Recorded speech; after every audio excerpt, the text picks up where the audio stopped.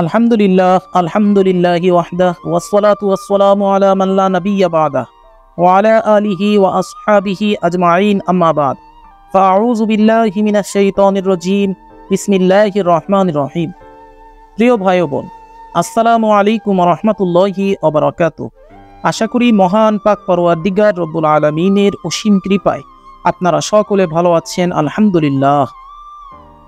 প্রিয় ভাই ও বোন, হযরত রাসূলুল্লাহ সাল্লাল্লাহু আলাইহি ওয়াসাল্লাম ইরশাদ ফরমান, যে ব্যক্তি আমাকে স্বপ্ন দেখল সে আমাকেই দেখল, কেননা বিতাড়িত শয়তান আমার রূপ ধরতে পারে না। আর যে ব্যক্তি আমার উপর মিথ্যাচার করল সে তার দোজখের আসন গ্রহণ করল। সহিহ বুখারীর 110 নং হাদিস। ইসলামের ইতিহাসে দেখা যায় যে অনেক সাহাবী, তাবী ও বুজুর্গরা নবী করিম সাল্লাল্লাহু আলাইহি ওয়াসাল্লামকে স্বপ্নে দেখেছেন। ইমাম আবু হানিফা, আব্দুর রহমান জামি, জালালউদ্দিন রুমি, শেখ সাদি, সাদুদ্দিন তাফতাজানি, হযরত শাহ ওয়ালিউল্লাহ দেহলভি, আব্দুল আজিজ, শায়েখ জাকারিয়া সহ অসংখ্য নবী প্রেমিক তাকে স্বপ্নে দেখেছিলেন। বর্ণিত আছে, ইমাম মালিক রহমাতুল্লাহ আলাই অধিকাংশ রাতেই নবী করিম সাল্লাল্লাহু আলাইহি ওয়াসাল্লামকে স্বপ্নে দেখতেন।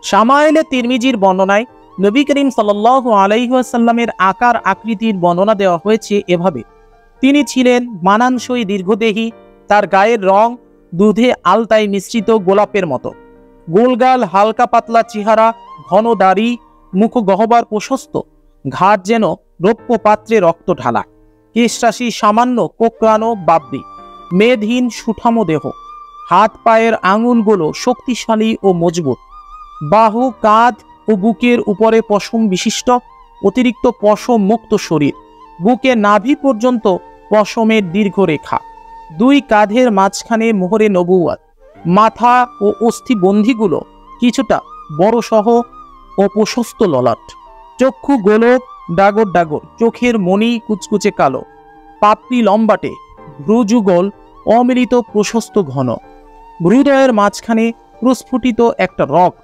যা রাগের সময় স্ফীত হতো, উন্নত চকচকে নাসিকা, দাঁতগুলো বিযুক্ত রূপার গাঁথনি। এক কথায় তার অপূর্ব রূপ মাধুর্য বর্ণনাতীত। যে কেউ তাকে প্রথম দর্শনে হতভম্ব হয়ে পড়ত। সে এ কথা বলতে বাধ্য যে জীবনে এমন সুন্দর মানুষ দ্বিতীয় জন দেখেনি।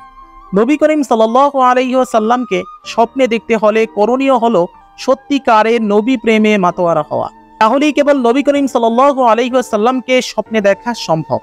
কোন আলেম বলেছেন, নবী করিম সাল্লাল্লাহু আলাইহি ওয়াসাল্লামকে স্বপ্নে দেখতে হলে বেশি বেশি দরুদ পাঠ করা, ওযু সহকারে পবিত্র হয়ে বিছানায় শয়ন করা, শেষ রাতে উঠে তাওবা করা আবশ্যক।